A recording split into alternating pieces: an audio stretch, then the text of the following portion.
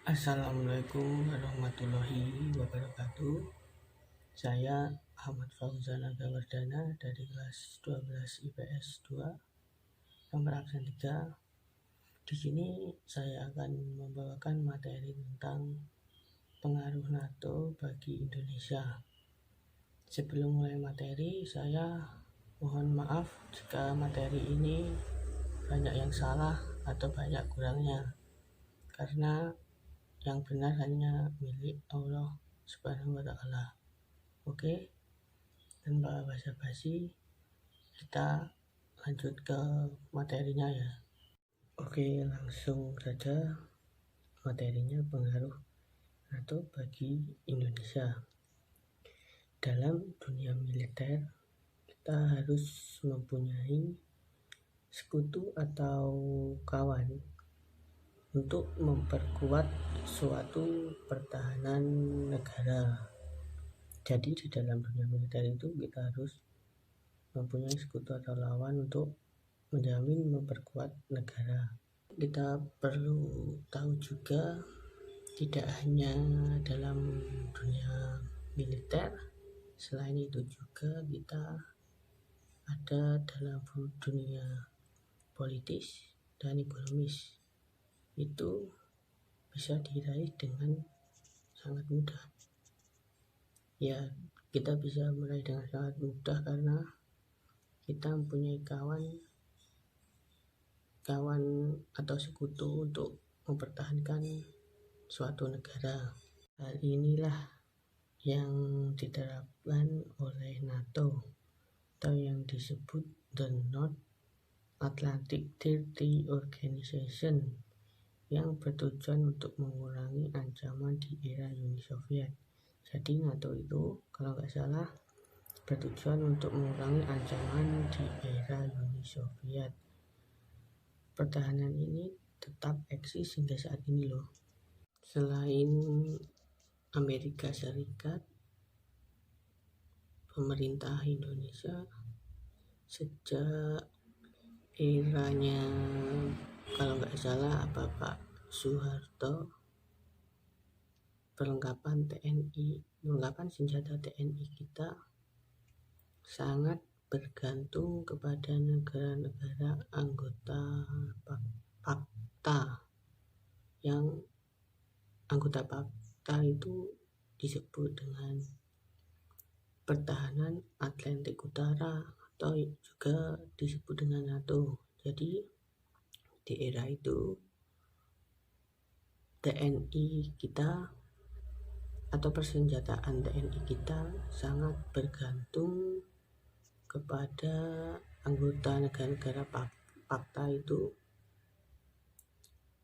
selain kepada Amerika Serikat.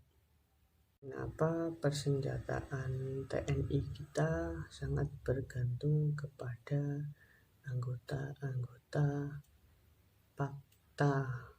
Karena persenjataan anggota-anggota PAKTA itu terbilang sudah canggih dan modern, dan untuk itulah persenjataan TNI untuk memperkuat TNI kita, maka kita perlu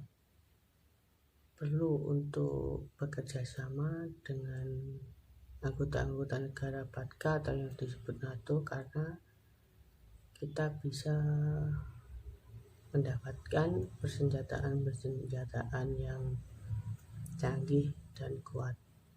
Maka dari itu, dengan dibentuk Komite Kebijakan Industri Pertahanan atau yang disebut dengan KKIP, yang bertugas untuk melatih kemandirian industri pertahanan dengan menjabati kebutuhan militer dan strategi pertahanan dalam negeri, kiranya langkah awal yang tepat untuk Indonesia jika Indonesia terkena bencana.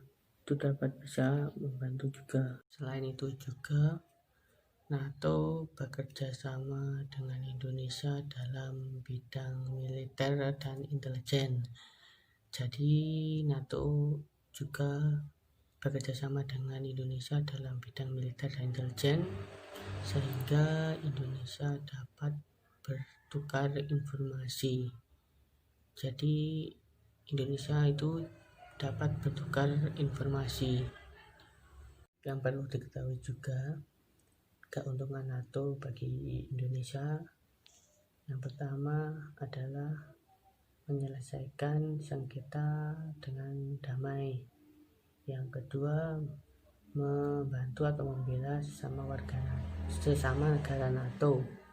Yang ketiga yaitu menghindarkan penggunaan kekerasan dan ancaman militer. Yang keempat adalah menyelesaikan sengketa politik ekonomi internasional. Jadi keuntungan NATO bagi Indonesia ada 4 itu. Sangat besar sekali pengaruhnya NATO itu terhadap Indonesia dan masih banyak lagi. Dan dapat kita simpulkan bahwa pengaruh NATO bagi Indonesia itu sangatlah penting bagi keamanan negara. Ya, seperti membantu pertahanan militer itu sangat penting bagi suatu negara. Suatu negara tidak akan kuat jika negara itu berdiri sendiri. Jadi kita harus melakukan kerjasama antara negara-negara lain agar kita bisa menjadi negara yang kuat dan kokoh. Jadi kita tidak bisa hidup individualis. Kita harus bekerja sama dengan negara-negara lain untuk mencapai kesuksesan juga. Dan kita tidak boleh menjagakan dalam satu negara. Kita harus berdamai dengan negara-negara lain juga, karena jika satu negara ini terlepas dari kerjasama kita masih mempunyai negara-negara lain yang siap membantu negara kita dan bisa meringankan negara kita. Oke, sekianlah materi yang bisa dapat saya sampaikan. Bila ada kekurangannya, saya mohon maaf sebesar-besarnya. Wassalamualaikum warahmatullahi wabarakatuh.